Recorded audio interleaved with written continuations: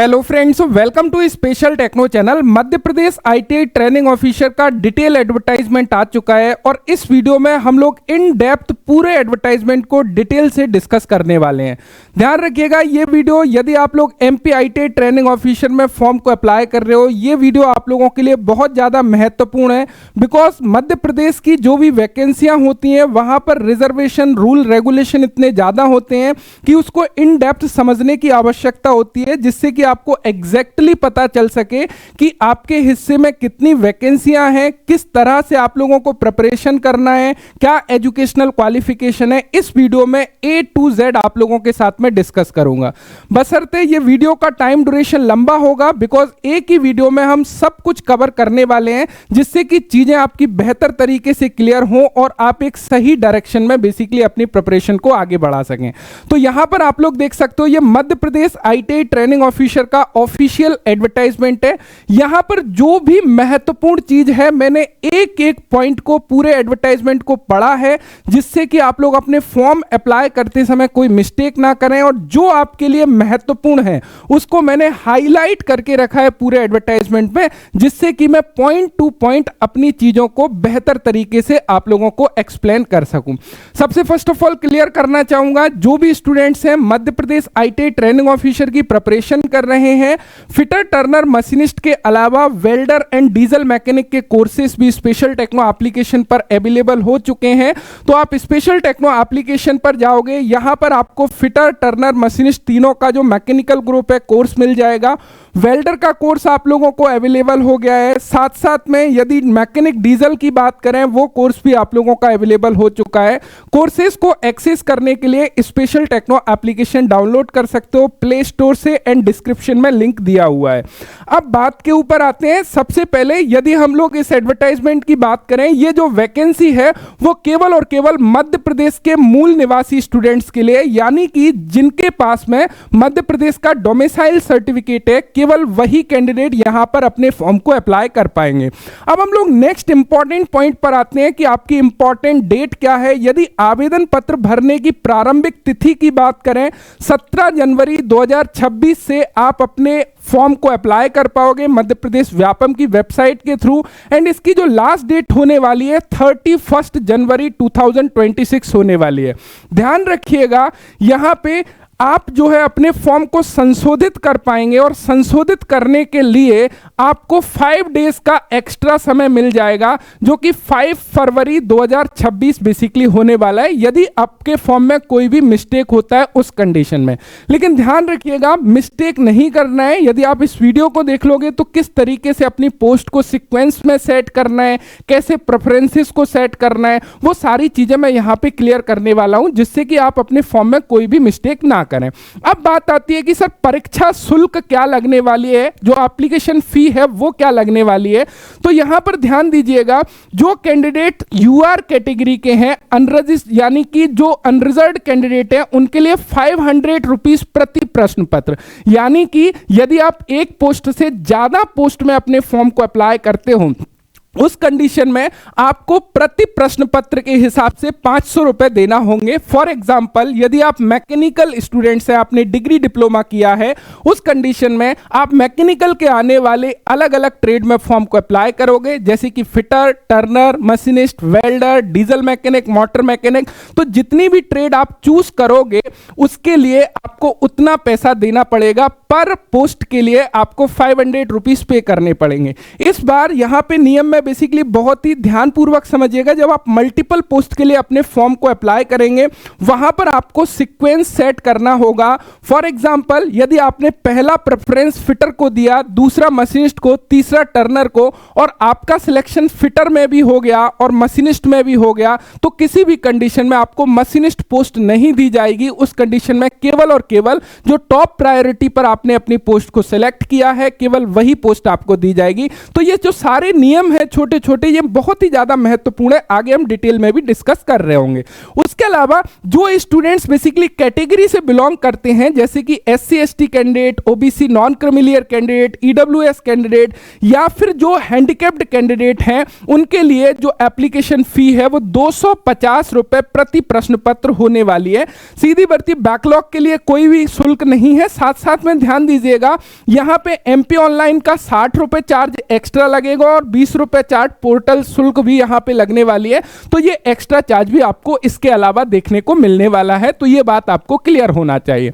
अब बात आती है कि सर एग्जाम डेट क्या है और एग्जाम में कितना समय कैसे मिलने वाला है, उसके बारे में डिस्कस कर लेते हैं। आपकी जो परीक्षा की तिथि है, आपका जो एग्जाम है वो अलग अलग डेज में अलग अलग शिफ्ट में होता है। आपकी जो एग्जाम स्टार्ट होंगे वो 27 फरवरी 2026 से स्टार्ट होंगे। लगभग 45 दिन का समय है आपके पास में प्रिपरेशन करने के लिए। यहां पे जो आपके जो एग्जाम है वो अलग अलग शिफ्ट में अलग अलग पारी में होते हैं। प्रथम शिफ्ट जो रहेगी वो प्रातः 7:30 से 8:30 बजे आपका रिपोर्टिंग टाइम रहेगा और आपका जो क्वेश्चन पेपर है वो 9:20 से 9:30 तक ओपन होगा, यानी कि 9:20 पर ओपन होगा। आपको 10 मिनट का एक्स्ट्रा समय मिलेगा। ये पहले 10 मिनट में आप क्वेश्चन के आंसर को टिक नहीं कर पाओगे, यहां पर आप इंस्ट्रक्शन वगैरह रीड कर सकते हो, इसलिए 10 मिनट पहले आपको जो भी निर्देश हैं वो दे दिए जाएंगे और 10 मिनट बाद आफ्टर 10 मिनट यानी कि 9:30 से आपको क्वेश्चन पेपर मिल जाएगा, जहां पे आप उनके आंसर को टिक कर पाओगे। तो आप बोल सकते हो कि 10 मिनट पहले आपका विंडोज ओपन होगा ताकि आप इंपॉर्टेंट इंस्ट्रक्शन को पढ़ सको और आपको उत्तर क्लिक करने का यानी कि क्वेश्चन पेपर को हल करने का जो समय मिलेगा वो 2 घंटे का मिलेगा। तो आपका जो पेपर होने वाला है उसमें आपको टोटल 120 मिनट का समय होगा और इसमें आपको टोटल 100 MCQ को हल करना होगा। आगे सिलेबस के बारे में डिस्कस करेंगे। मुझे उम्मीद है ये चीज आपको क्लियर हो गई होगी। अलग अलग डेज में अलग अलग ट्रेड के पेपर होते हैं, जिसमें 2 पारी आपकी बेसिकली इस तरीके से डिजाइन करी गई हैं। अब देखो इंपॉर्टेंट चीज पर आते हैं। यहां पर सबसे पहला जो इंपॉर्टेंट पॉइंट है, जो भी कैंडिडेट है आधार पंजीयन अनिवार्य है यदि आप अपने फॉर्म को अप्लाई कर रहे हो, यानी कि आपके पास में एक एक्टिव आधार कार्ड होना जरूरी है, जब भी आप अपने एप्लीकेशन फॉर्म को भर पाओगे। यहां पर कुछ बहुत ही कॉमन से इंस्ट्रक्शन दिए गए हैं, जैसे कि परीक्षा केंद्र में आपको कोई भी इलेक्ट्रॉनिक डिवाइस लेके नहीं जाना है। परीक्षा हॉल में प्रवेश करते समय आपके पास में पहचान पत्र होना चाहिए। This is the very very common. Important हिस्से की तरफ आगे बढ़ते हैं जो आपके लिए काफी ज्यादा महत्वपूर्ण है। 10 नंबर के पॉइंट पर एडवर्टाइजमेंट में आप लोगों को क्लियर किया है कि आवेदन पत्र भरते समय उम्मीदवार के किसी भी प्रमाण पत्र या परीक्षण ESV द्वारा नहीं किया जाएगा। यानी कि जो डॉक्यूमेंट अपलोड सेक्शन है वहां पर आप कुछ भी अपलोड करते हो तो ESV वो चेक नहीं करेगा, आपको प्रोविजनली ई-एडमिट कार्ड प्रोवाइड कराएगा। लेकिन यदि आपका सिलेक्शन हो जाता है, वहां पे डॉक्यूमेंट वेरिफिकेशन के समय आपके पास में वैलिड डॉक्यूमेंट्स नहीं पाए जाते हैं, उस कंडीशन में आपकी अनिवार्यता को रद्द कर दिया जाएगा। तो अपने वैलिड डॉक्यूमेंट्स को ही अपलोड करें, ना केवल यहां पे ध्यान दीजिएगा। इंपॉर्टेंट बात इन्होंने बोला है कि ESV इसको चेक नहीं करेगा, लेकिन आपका जो है संबंधित विभाग जो है आपके सिलेक्शन के उपरांत जो आपका डॉक्यूमेंट वेरिफिकेशन होगा वहां पर चेक करेगा। उपयुक्त सभी पदों के लिए अभ्यर्थियों का मध्य प्रदेश राज्य के रोजगार कार्यालय में जीवन पंजीयन होना अनिवार्य है। आपका जो है रोजगार पंजीयन में रजिस्ट्रेशन होना जरूरी है। नहीं भी है तो काफी इजीली हो जाता है, तुरंत भी हो जाएगा जब आप अपने एप्लीकेशन फॉर्म को अप्लाई करोगे उस कंडीशन में।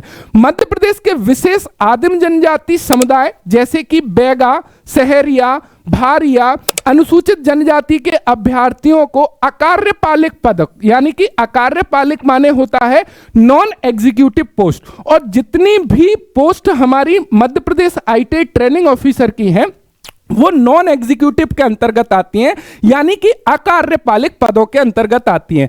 तो ये वाली जो शर्त है 12 नंबर की, वो अकार्यपालिक पदों के लिए यानी कि नॉन एग्जीक्यूटिव यानी कि हमारे मध्य प्रदेश आईटीआई ट्रेनिंग ऑफिसर पर लागू होती है।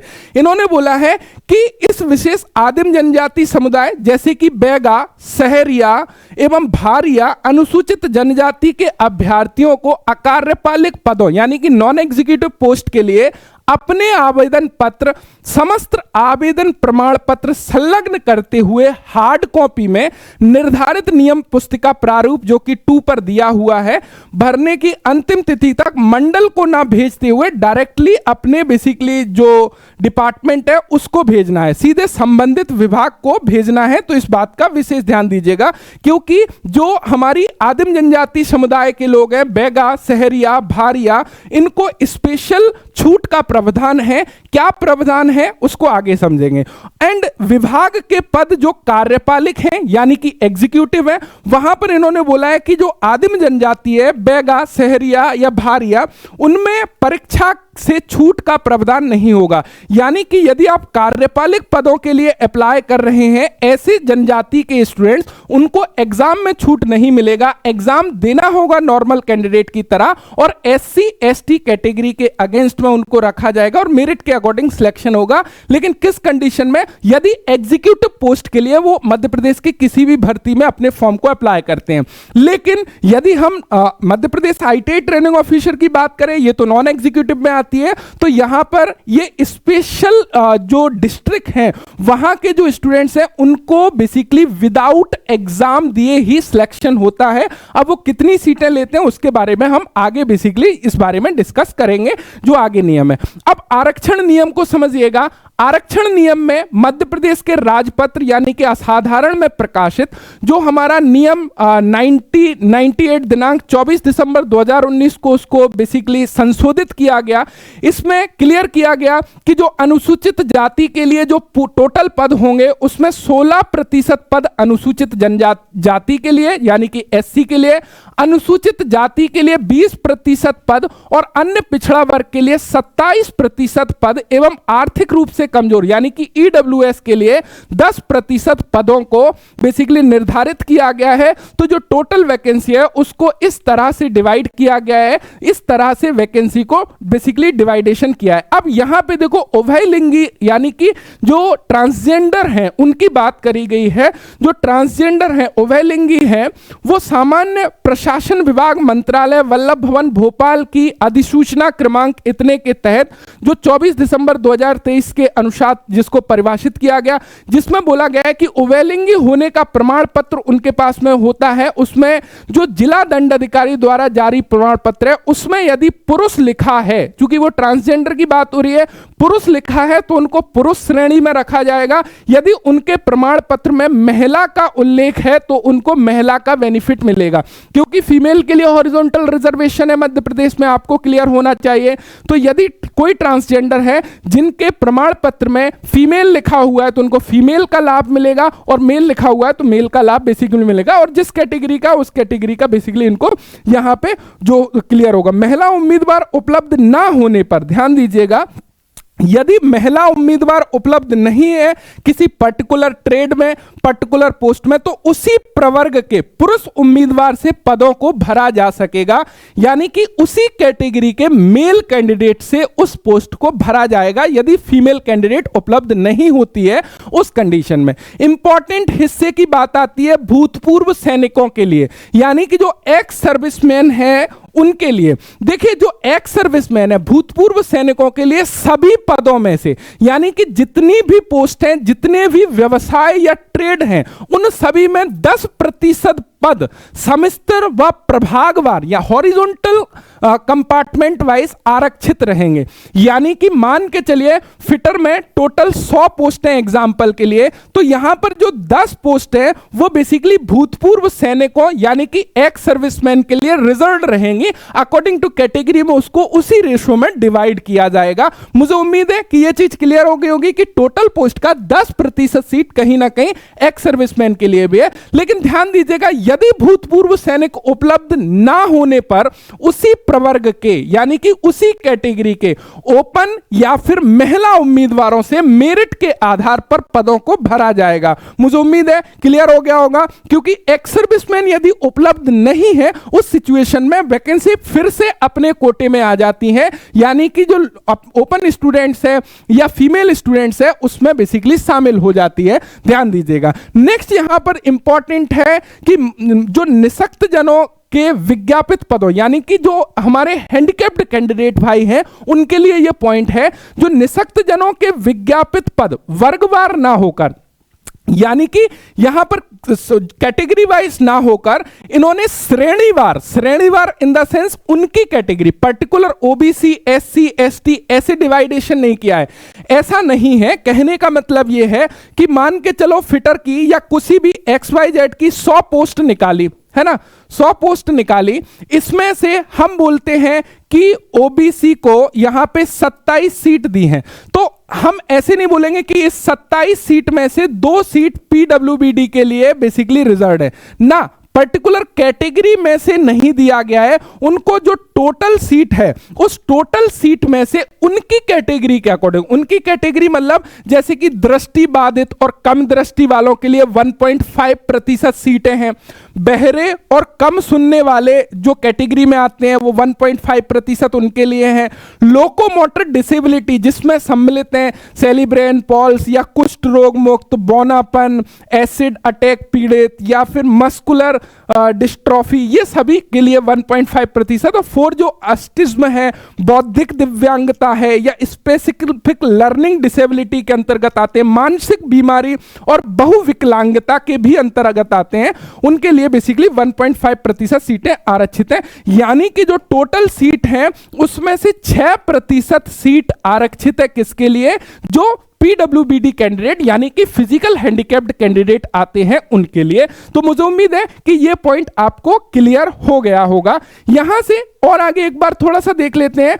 मेरिट के अनुसार ओपन या महिला, एससी एसटी ओबीसी अनारक्षित या जिस वर्ग के निःशक्त जन का चयन होगा, यानी कि यहां पे अब कैटेगरी में कैसे डिवाइड करेंगे, अब जो फिजिकल हैंडिकैप्ड कैंडिडेट है वो जिस कैटेगरी का होगा वो उसी कैटेगरी की सीट ले लेगा। समझ में आ रहा है? तो यहां पे कैटेगरी डिवाइड नहीं करी, यहां पे कैटेगरी डिवाइड करी है, लेकिन वो जिस कैटेगरी का स्टूडेंट है वो उस कैटेगरी की सीट बेसिकली जाके ले लेगा। तो टोटल जो सीट है उसकी 6% सीट रिजर्व है, लेकिन कैटेगरी में डिवाइड नहीं किया है, उसको ओपन रखा है ताकि जो भी फिजिकल हैंडिकैप्ड कैंडिडेट है उनको उसका प्रॉपरली लाभ बेसिकली मिल सके। तो मुझे उम्मीद है ये चीज आपको क्लियर हो गया होगा। देखो सबसे महत्वपूर्ण पॉइंट है डिग्री डिप्लोमा वाले कैंडिडेट के लिए, रिजर्वेशन के लिए, आईटीआई वालों के लिए क्या है, डिप्लोमा वालों के लिए क्या है, जिससे कि सारा कंफ्यूजन दूर हो जाए।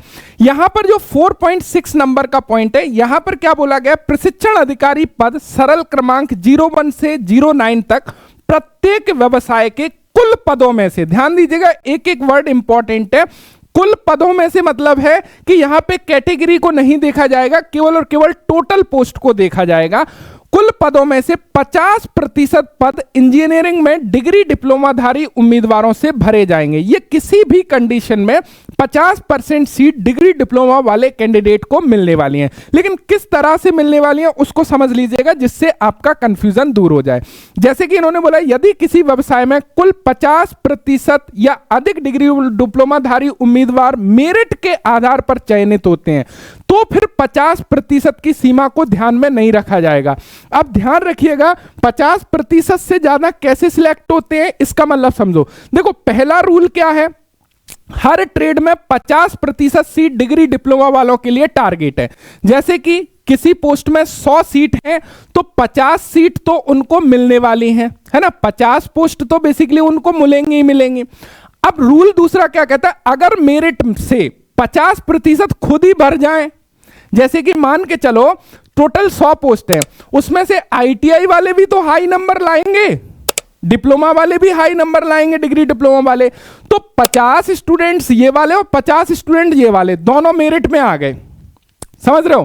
तो ऐसे 100 सीट भर गई, 50 आईटीआई वालों को मिल गई, 50 डिग्री डिप्लोमा वालों को मिल गए, तो कोई दिक्कत नहीं है। लेकिन दूसरी कंडीशन, अगर 50% से कम भरें, जैसे कि मान के चलो आईटीआई वाले जो हैं आईटीआई जैसे 100 सीट थी, है ना, 100 सीट है टोटल, 100 सीट में से मान के चलो टॉप विद्यार्थी जो है वो 90 नंबर लाया, और ये जो है था आईटीआई वाला, है ना। दूसरा विद्यार्थी है 88 नंबर लाया, ये था डिप्लोमा वाला। ऐसे करके मान के चलो ये 100 सीट जो है वो भर जाती हैं, और इस 100 सीट में 40 सीट जो 40 स्टूडेंट्स हैं, कौन से, डिग्री डिप्लोमा वाले, है ना, डिग्री वाले हैं और डिप्लोमा वाले हैं, राइट। तो यहां पर समझिएगा डिग्री डिप्लोमा वाले हैं 40 और 60 हैं कौन से, आईटीआई वाले। तो इस कंडीशन में क्या करेंगे, जो नीचे वाले आईटीआई वाले हैं, नीचे वाले स्टूडेंट्स जो आईटीआई वाले हैं उनको हटा देंगे सबसे नीचे, और 10 स्टूडेंट्स जो उससे नीचे डिग्री डिप्लोमा वाले हैं उनको लेके आ जाएंगे।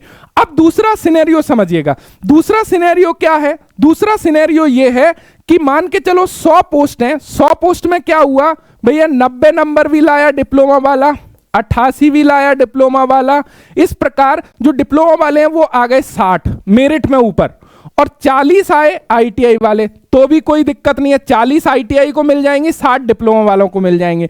तो ये जो ऊपर मेरिट में आ रहे हैं ये भी काउंट करे जाएंगे, मेरा कहने का मतलब ये। तो चांसेस क्या है, चांसेस ज्यादा ये रहता है कि 50% सीट आईटीआई वालों को मिलना ही मिलना है, क्योंकि भैया वो भी तो मेरिट में आएंगे। क्या अब मान के चलो डिग्री डिप्लोमा वाले जो स्टूडेंट्स हैं वो 10% भैया एक्स्ट्रा होशियार स्टूडेंट्स हैं, ठीक है, कोई दिक्कत नहीं, जो इंटेलिजेंट है वो खुद ब खुद मेरिट में आ जाएंगे। तो 50 मान के चलो 100 पोस्ट है तो 50 होशियार हैं डिग्री डिप्लोमा वाले, तो आ जाओ ना, क्या दिक्कत है, उनको तो मिल जाना, चाहे आप होशियार नहीं भी होते जब भी उनको मिलना थी, समझ ना आ रहे हो। तो इसीलिए आईटीआई वालों का भी सिलेक्शन यहां पे होता है। आप बोलते सर आईटीआई वालों का सिलेक्शन कैसे होता है, ऐसे होता है। तो यहां पे समझ रहे हो रूल 2 क्या है, अगर मेरिट में 50% खुद ही भर जाए तो आईटीआई वालों को हटने की जरूरत नहीं है, वो तो खुद ही पात्र थे भैया, खुद लड़ाई लेके अपनी सीट ले गए। अगर 50 से कम बने तो एक्स्ट्रा डिग्री डिप्लोमा वाले कैंडिडेट ऐड होंगे। अब ऐड होंगे तो क्या होगा, सीट तो बढ़ाई नहीं जाएगी, ऐड होंगे तो आईटीआई वाले नीचे से निकल जाएंगे। अगर 50% पूरा हो गया, बाकी कैटेगरी में फोर्स नहीं किया जाएगा, कैटेगरी का भी ध्यान नहीं रखा जाएगा। यानी कि यहां पे ध्यान दीजिएगा कि जो डिग्री डिप्लोमा वाले हैं उनको कैटेगरी वाइज रिजर्वेशन नहीं दिया, उनको कैसे दिया है, टोटल पोस्ट में रिजर्वेशन दिया है कि भैया आप जो है टोटल पोस्ट का आधा ले लो, चाहे पूरे यूआर वाले आ जाएं, चाहे यूआर ओबीसी वाले आ जाएं, जो भी आ जाएंगे वो पैक हो गई सीट। समझ में आ रहा है। जैसे कि यहां पर देखो एग्जांपल से समझो, मैं एक एग्जांपल दे देता हूं जिससे ना कोई कंफ्यूजन ना हो किसी भी स्टूडेंट्स को। जैसे कि समझिएगा टोटल 100 पोस्ट हैं, इन 100 पोस्ट में 30 पोस्ट हैं आपकी, किसकी, 30 पोस्ट मान के चलो हैं ओबीसी की, है ना, और यहां पे हम बोलते हैं कि 20 पोस्ट है यहां पे बेसिकली एससी की, है ना, इस तरीके से हैं। और यूआर की कुछ पोस्ट हैं अलग अलग कैटेगरी की, हम मानते हैं कि यूआर की भी 30 पोस्ट ले लेते हैं एग्जांपल के लिए, और एसटी कैटेगरी की हम 10 ले लेते हैं, ईडब्ल्यूएस की हम 10 ले लेते हैं। तो यहां पे क्या हुआ कि जो ओबीसी है उसकी भी 30 स्टूडेंट्स जो डिग्री डिप्लोमा वाले मेरिट में आए वो सारे के सारे ओबीसी के थे, है ना, और जो 20 स्टूडेंट्स मेरिट में आए वो थे एससी के। तो अब यहां पे काम खत्म हो गया। ऐसा नहीं है कि भैया एससी जो एसटी वाले हैं वो डिग्री डिप्लोमा वाले कम नंबर लाए तो एसटी के साथ में समायोजन, नहीं भैया, आपका कोई मतलब नहीं है। जो कैटेगरी की भर गई सीट भर गई, उसके बाद जो बची हुई सीट है उसके ऊपर आईटीआई वाले आएंगे। समझ में आ रहा है। लेकिन ऐसा होता नहीं है, सभी ट्रेड के आते हैं, ऐसा होता नहीं है कि सारे ही ओबीसी वाले आ गए, सारे ही जनरल वाले आ गए, वो सभी सीट का मिला जुला के आता है। तो ये जो है कैटेगरी का भी यहाँ पे रोल कॉल होने वाला नहीं है। मुझे उम्मीद है कि ये चीज भी आपको क्लियर बेसिकली हो गया होगा। अब देखो नेक्स्ट जो इंपॉर्टेंट पॉइंट है वो क्या है, विषम परिस्थितियों में यदि 50% पर इंजीनियरिंग में डिग्री डिप्लोमाधारी आवेदक मेरिट में उपलब्ध नहीं होते तो विभाग स्तर पर इस विषय पर निर्णय लिया जाएगा, जबकि ऐसा होता नहीं है। डिग्री डिप्लोमा वाले 50 क्या वो भी जो है कंपटीशन का हिस्सा होने वाले हैं।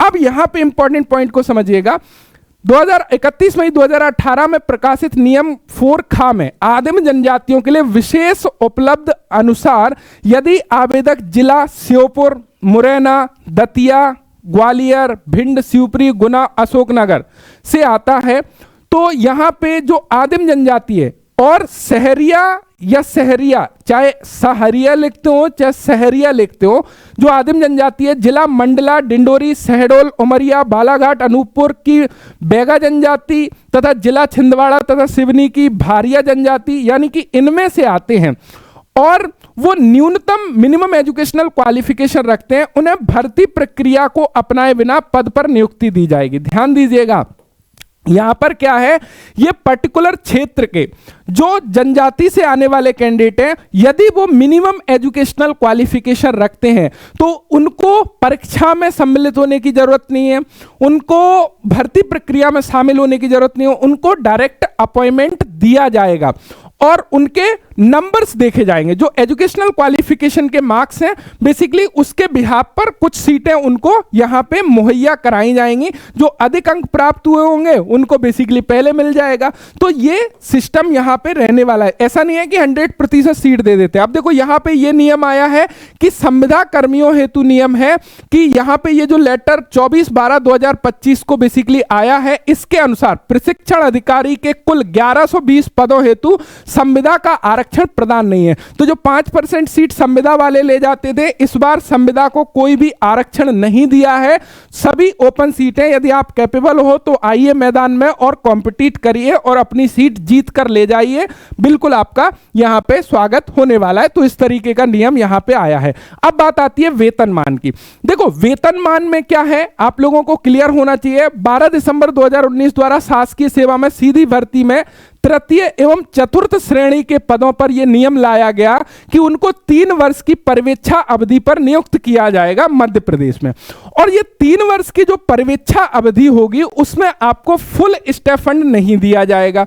उनमें क्या किया जाएगा, जो न्यूनतम वेतन है, न्यूनतम वेतन यानी कि मिनिमम बेसिक पे स्किल जो आप लोगों का है, जैसे कि ट्रेनिंग ऑफिसर का 32,800 कुछ है, तो 32,800 का प्रथम वर्ष 70%, दूसरे वर्ष 80% और तीसरे वर्ष 90% राशि प्रदान की जाएगी। और पर्यवेक्षा अवधि सफलतापूर्वक पूर्ण करने पर वेतनमान में वेतन दिया जाना प्रारंभ किया जाएगा। यानी कि जो भी भत्ते हैं, जो भी चीजें हैं, वो सारी चीजें आपको मिलना चालू हो जाएंगे। यानी कि जो फुल वेतनमान है 32,800 का बेसिक पे आप लोगों को देना चालू करेंगे 3 साल के बाद। ध्यान दीजिएगा, एक एक चीज महत्वपूर्ण है जिससे कि आपकी सारी चीजें क्लियर होती जाए। अब बात आती है सर आयु सीमा की। ध्यान दीजिएगा, जो आयु सीमा है सभी पदों के लिए न्यूनतम आयु है 18 वर्ष। 18 वर्ष से यदि छोटे हो अप्लाई नहीं कर पाओगे। और ये जो आपकी एज लिमिट है वो काउंट की जाएगी 1 जनवरी 2027 से। ध्यान दीजिएगा, 1 जनवरी 2027 के प्रथम दिन की स्थिति में किया जाएगा। यानी कि भले ही आज के दिन आप 18 साल के नहीं हुए हो कोई बात नहीं, लेकिन यदि आप 1 जनवरी 2027 के दिन 18 वर्ष के हो गए तो आप मिनिमम एज क्राइटेरिया को पार कर जाओगे। समझ रहे हो? इसी प्रकार भले ही आज आप जो है 40 साल या 45 साल जो भी एज लिमिट है 40 ईयर के नहीं हुए, लेकिन 1 जनवरी 2027 के दिन हो गए तो आप जो है लिमिट से बाहर हो जाओगे। तो समझ में आ रहा है? यानी कि जो एज लिमिट का कट ऑफ डेट है वो 1 जनवरी 2027 रखा गया है। इस बात का विशेष ध्यान आपको रखना है। जो एज लिमिट है वो जो है 18 वर्ष से 40 वर्ष आप लोगों की रहेगी। जो अनरिजर्व्ड कैंडिडेट है, अनुसूचित जाति, अनुसूचित जनजाति एंड अन्य के लिए 18 वर्ष से 45 वर्ष रखी जाएगी, क्योंकि हम इसके अंतर्गत बेसिकली आएंगे। ध्यान रखिएगा। नेक्स्ट यहां पे अन्य पिछड़ा वर्ग वगैरह हैं, इनको भी अधिकतम 5 वर्ष की छूट दी जाएगी। और किसी भी कंडीशन में 5 वर्ष की छूट देने के बाद भी जो है 45 वर्ष से ज्यादा की आयु नहीं होना चाहिए। यहां पे ये चीज को बिल्कुल तरीके से मेंशन किया हुआ है। अब हम आते हैं वैकेंसी के ऊपर कि भैया हमारी वैकेंसी कितनी है। अब तो यहां पे टोटल डिटेल्स आ गया है। और सबसे महत्वपूर्ण बात यहां पे क्या है कि जो आपकी वैकेंसी है ना उसको बढ़ा के दिया गया। 888 पद नहीं, यहां पे जो आपकी वैकेंसी दी गई है वो 1120 वैकेंसी यहां पे बेसिकली दी गई है। अब वैकेंसी की बात कर लेते हैं। नंबर ऑफ वैकेंसी काफी अच्छी संख्या में है। जैसे कि इलेक्ट्रॉनिक मैकेनिक की 35 सीट दी गई है। इलेक्ट्रॉनिक मैकेनिक यहां पे देखोगे बैकलॉग की 3 वैकेंसी दी गई है। डीजल मैकेनिक के लिए 52 सीट है। डीजल मैकेनिक बैकलॉग में यहां पर देखोगे डीजल मैकेनिक बैकलॉग में 6 सीट है। रेफ्रिजरेशन एयर कंडीशनिंग में 28 सीट है। ड्राफ्टमैन सिविल में 21 सीट है। यहां पर देखोगे प्रशिक्षण अधिकारी इलेक्ट्रीशियन की 222 सीट दी गई है। है ना। इसी प्रकार प्रशिक्षण अधिकारी यहाँ पर कोपा की 128 सीट है। फिटर की यदि बात करें 134 सीट दी गई है। एंड यहाँ पे यदि प्रशिक्षण अधिकारी गणित एंड ड्राइंग की देखें, यहाँ पर 142 सीट इनके लिए दी गई है। वेल्डर की 82 सीट इन्होंने दी है। मोटर मैकेनिक की 36 सीट दी है। सोलर टेक्नीशियन की 56 सीट दी है। टर्नर की बात करें 10 सीट इनके लिए दी गई हैं। स्विंग टेक्नोलॉजी की बात करें 25 सीट है। मशीनिस्ट कंपोजिट की बात करें 20 सीट इनके लिए दी गई हैं। एंड प्रशिक्षण अधिकारी ट्रैक्टर मैकेनिक की बात करें 8 सीट है। फैशन टेक्नोलॉजी की बात करें 20 सीट है। अधिकारी बेसिक कॉस्मेटोलॉजी की 10 सीट यहां पर दी गई हैं। और यहां पर हार्डवेयर एंड नेटवर्क मेंटेनेंस की 8 सीट है। एंड यहां पर सहायक कंप्यूटर ऑपरेटर की 2 सीट है। एंड यहां पर इस प्रकार आप लोग देख सकते हो सारी सीट यहां पर दिखाई गई हैं। एंड प्रशिक्षण अधिकारी कंप्यूटर हार्डवेयर हो गया। उसके अलावा हमारा सामाजिक अध्ययन की 2 सीट यहां पर दी गई हैं। ड्राफ्टमैन मैकेनिकल की 5 सीट है। प्रशिक्षण अधिकारी ड्राफ्टमैन मैकेनिकल की 1 सीट है। तो टोटल कुल मिला के 1120 सीट यहां पर दी गई हैं। तो काफी अच्छी संख्या में वैकेंसी आप लोगों के लिए निकाली गई है। मुझे उम्मीद है चीजें यहां पे क्लियर होंगी। अब देखो इंपॉर्टेंट हिस्सा आता है कि सर इनके लिए एजुकेशनल क्वालिफिकेशन क्या है। सबसे पहले सारे ट्रेड के लिए यहां पे इस तरीके से वैकेंसी का ब्रेकअप मिल जाता है। ओपन वैकेंसी कितनी है, महिला कितनी है, ओपन कितनी है, भूतपूर्व सैनिक, यहां पे संविदा कर्मियों के लिए कोई रहने वाली नहीं है और टोटल यहां पर इतनी है। साथ में दिव्यांगजन के लिए यहां पे किस कैटेगरी की किस वैकेंसी में है यहां पर दिखाया गया है। अब एजुकेशनल क्वालिफिकेशन को समझ लो। आप देखिए बात कर लेते हैं एजुकेशनल क्वालिफिकेशन के बारे में जहां पे सारी चीजें क्लियर हो। देखो एक ही पोस्ट में आईटीआई वाले भी अप्लाई कर सकते हैं, डिग्री डिप्लोमा वाले भी अप्लाई कर सकते हैं। ध्यान दीजिएगा जैसे कि फॉर एग्जांपल ये इलेक्ट्रॉनिक मैकेनिक है। यहां पर बेसिक पे आप लोगों का 32,800 से 1,03,600 रुपए रहने वाला है। शैक्षणिक योग्यता में 10th क्लास कंप्लीट होना चाहिए और आपके संबंधित ट्रेड से आपने आईटीआई कंप्लीट करी हो। जैसे कि डीजल मैकेनिक में अप्लाई कर रहे हो तो डीजल मैकेनिक से आईटीआई है। फिटर में अप्लाई कर रहे हो तो फिटर से आईटीआई है। टर्नर में अप्लाई कर रहे हो तो टर्नर से अप्लाई। सबसे पहले आईटीआई वाले समझ लो। आईटीआई वालों में यदि आपने आपकी ट्रेड से आईटीआई किया है तो आप उस ट्रेड में अप्लाई कर सकते हो। आपकी आईटीआई एनसीवीटी से हो, एससीवीटी से हो, कोई फर्क नहीं पड़ता। 10वीं कक्षा पास होना चाहिए और आईटीआई कंप्लीट होना चाहिए। आप यहां पे एलिजिबल हैं, अप्लाई कर सकते हो। कोई एक्सपीरियंस की रिक्वायरमेंट नहीं है, कोई सीटीआई की जरूरत नहीं है। आईटीआई पास यानी कि आप एलिजिबल। आईटीआई वालों का डाउट क्लियर। यहां पे ऊपर दिया गया है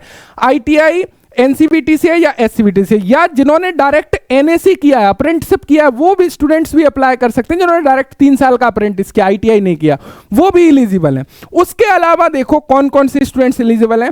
हाई स्कूल अथवा समकक्ष पुराने पाठ्यक्रम से 11वीं परीक्षा उत्तीर्ण है, यानी कि 10वीं कक्षा के समकक्ष कुछ किया है या 10वीं कक्षा किया है। सेंटर ऑफ एक्सीलेंस योजना के अंतर्गत इलेक्ट्रॉनिक सेक्टर, इसी प्रकार आप जिस भी ट्रेड में अप्लाई करोगे उस सेक्टर से रिलेटेड मल्टी स्किलिंग कोर्स यदि आपने किया है 2 वर्ष का तब भी एलिजिबल हो। डिग्री डिप्लोमा वाले कैंडिडेट समझ लो। देखो एआईसीटी या यूजीसी से मान्यता प्राप्त विश्वविद्यालय या बोर्ड से आपका जो भी संबंधित जो आपका डिसिप्लिन है, जैसे कि इलेक्ट्रॉनिक मैकेनिक में कौन अप्लाई करेंगे, इलेक्ट्रॉनिक्स वाले, इलेक्ट्रॉनिक्स एंड टेलीकम्युनिकेशन वाले, इलेक्ट्रॉनिक्स एंड कंट्रोल सिस्टम वाले, इलेक्ट्रॉनिक्स साइंस एंड इंजीनियरिंग वाले, इलेक्ट्रॉनिक्स एंड कम्युनिकेशन वाले, इलेक्ट्रॉनिक्स इंस्ट्रूमेंटेशन एंड कंट्रोल वाले, इलेक्ट्रॉनिक्स एंड इंस्ट्रूमेंटेशन वाले, इलेक्ट्रॉनिक्स एंड टेलीमेटिक्स वाले। तो इतने सभी डिसिप्लिन वाले इस पोस्ट के लिए एलिजिबल हैं। इस पोस्ट वाले अदर में भी अप्लाई कर सकते हैं। तो यहां पे आपको देखना पड़ेगा, जैसे कि आप देखोगे इलेक्ट्रॉनिक मैकेनिक की कुल 31 पोस्ट हैं। इसी प्रकार यहां पे आप देखोगे इलेक्ट्रॉनिक मैकेनिक का अवेलेबल है। उसके अलावा बैकलॉग वाली यहां पर दी गई हैं। उसके अलावा यदि हम लोग बात करने लगे डीजल मैकेनिक, डीजल मैकेनिक में 12 पद हैं। तो आईटीआई जिन्होंने डीजल मैकेनिक से करी है वो भी अप्लाई करेंगे।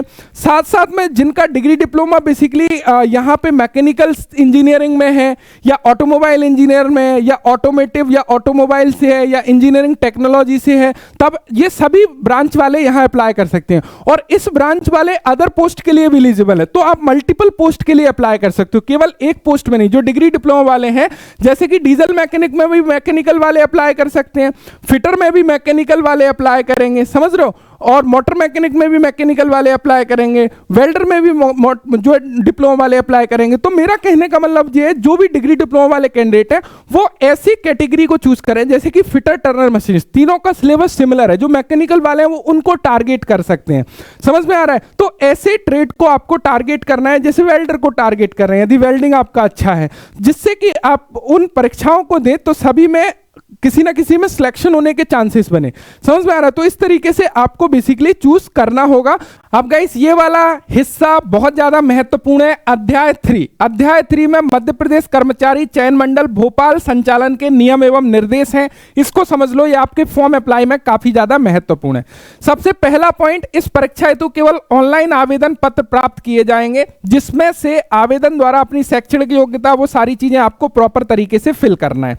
उसके बाद में यहां पर क्लियर होना चाहिए, आवेदक को विभिन्न पदों हेतु एक ही आवेदन पत्र प्रस्तुत करना है। जैसे कि आप अलग अलग पोस्ट के लिए एलिजिबल हैं तो आपको अलग अलग फॉर्म अप्लाई करने की आवश्यकता नहीं है, एक ही आवेदन पत्र प्रस्तुत करना है। एंड गाइस यहां पे ध्यान दीजिएगा, एक ही फॉर्म अप्लाई करते समय अभ्यर्थी अपनी प्राथमिक उल्लेखित करते हुए एक से अधिक पद के लिए अपना विकल्प अधिमान पदवार चिन्हित कर सकेगा। यानी कि एक ही फॉर्म अप्लाई करोगे जिसमें आप अलग अलग जो ट्रेड हैं उनको बेसिकली चूज करोगे और उनको जो है प्रॉपर सीक्वेंस में लगाओगे, पहले किसको प्रेफरेंस दे रहे हो फिर किसको।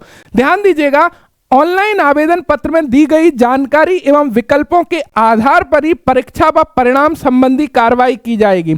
आपने जो पहले सूची यानी कि पहले जो प्रेफरेंस दिया है उसमें यदि आपका सिलेक्शन होता है तब तो आपको वो मिल जाएगी, यदि उसमें नहीं होता तो उसके बाद इस तरीके से आपका रिजल्ट बेसिकली डिक्लेयर करा जाएगा। समझ में आ रहा है? यदि मान के चलो आपका एक से ज्यादा पद में सिलेक्शन होता है, फिटर में भी हो गया जिसको आपने टॉप में चूज किया, टर्नर को सेकंड में चूज किया उसमें भी हो गया, तो आपको टर्नर प्रशिक्षण अधिकारी रिजल्ट में नाम नहीं दिया जाएगा, आपका फिटर में दिया जाएगा। समझ में आ रहा है? तो एक में ही दिया जाएगा एक कैंडिडेट का, जिससे कि उनको बार बार वेटिंग ना निकालना पड़े। तो ये चीज को इन्होंने बेसिकली यहां पे क्लियर किया है, ध्यान दीजिएगा।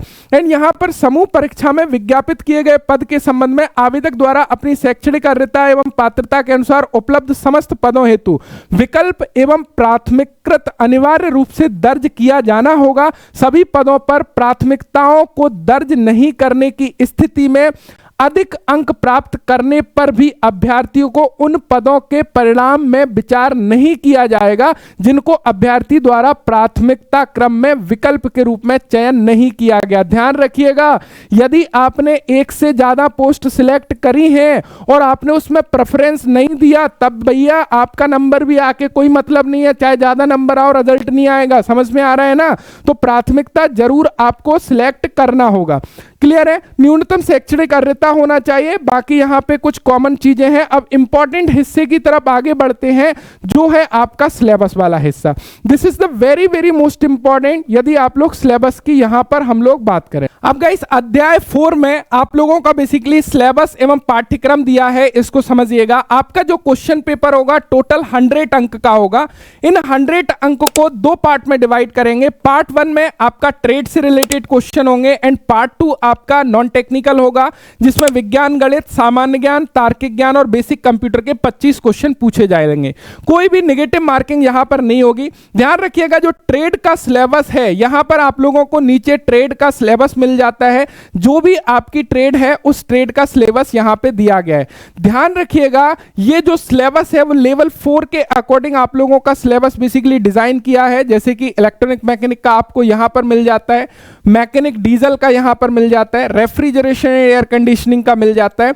और आपको हमेशा स्टैंडर्ड मटेरियल से ही पढ़ना है। जो आपकी निमी की जो बुक है बेसिकली चेन्नई से प्रकाशित, उसी से आपको अपने सिलेबस को कंप्लीट करना है। जो आपको कोर्सेज प्रोवाइड किए गए हैं वहां पे 100% जो आप लोगों का स्टैंडर्ड सिलेबस है उससे कवर करा रहे हैं, यानी कि उससे बाहर क्वेश्चन पेपर जाने की संभावना ही नहीं है। तो जिन्होंने कोर्सेज लिया है उनको कोई भी इशू नहीं है, क्योंकि वहां पर एक एक चीज AI extraction question, detail class classes, MCQ classes, non technical classes, technical classes, सब कुछ अवेलेबल है। टेस्ट भी वहां पर ऐड किए गए हैं फुल कोर्सेज के अंतर्गत, तो आपको कोई भी इशू बेसिकली आने वाला नहीं है। मुझे उम्मीद है कि आप लोगों ने, काफी सारे स्टूडेंट्स ऑलरेडी कोर्सेज ज्वाइन कर चुके हैं, और जिन्होंने नहीं ज्वाइन किया है, स्पेशल टेक्नो एप्लीकेशन डाउनलोड करके वहां से ज्वाइन कर सकते हैं। अभी स्पेशल डिस्काउंट भी बेसिकली 3 डेज के लिए चालू है, तो स्पेशल डिस्काउंट के थ्रू भी बेसिकली आप ज्वाइन कर सकते हो। आज से 3 डेज तक आप लोगों के लिए जो डिस्काउंट है वो 5% की जगह बेसिकली 10% रहेगा। तो 3 डेज में जो भी स्टूडेंट्स इनरोल करना चाहते हैं वो कर सकते हैं। एंड आपकी कल से लाइव क्लासेस भी वहां पर शेड्यूल हो चुकी हैं, welder, diesel mechanic, fitter, Turner, machinist सभी के लिए, जिससे कि आप लोगों का प्रॉपर तरीके से एक रिवाइज एआई एक्सट्रैक्शन क्वेश्चन हर एक चीजें हो सके। Thank you so much video देखने के लिए। Thanks for watching and bye bye.